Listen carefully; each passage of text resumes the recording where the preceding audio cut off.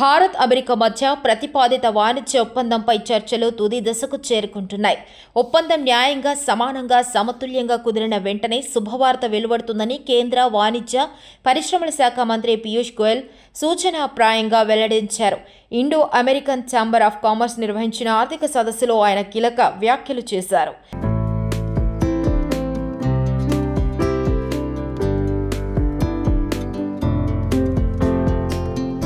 ఈ ఒప్పందంలో భారత రైతులు, మత్స్యకారులు, చిన్న పరిశ్రమల ప్రయోజనాలకు ప్రాధాన్యమిస్తామని గోయల్ స్పష్టం చేశారు. మన దేశ ప్రయోజనాలను కాపాడుకోవాలి. రెండు దేశాలకు ఆమోదయోగ్యమైన, సమానమైన పరిష్కారం లభించినప్పుడు మెరుగైన ఫలితాలు వస్తాయి. అప్పుడు మీరు శుభవార్త వింటారు అని ఆయన వివరించారు.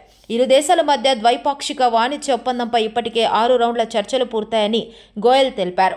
రెండు దేశాల మధ్య సంబంధాల్లో ఎలాంటి ఇబ్బందులు లేవని, అమెరికా నుంచి ఎల్పీజీ దిగుమతి వంటి దీర్ఘకాలిక ఒప్పందాలు భాగస్వామ్యాన్ని బలోపేతం చేస్తున్నాయని అన్నారు.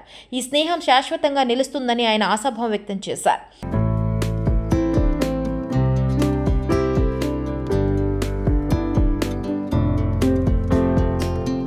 ఈ వాణిజ్య ఒప్పందం ద్వారా 2030 నాటికి ద్వైపాక్షిక వాణిజ్యాన్ని ప్రస్తుత $191 బిలియన్ నుంచి $500 బిలియన్ పెంచాలనే లక్ష్యంగా పెట్టుకున్నారు.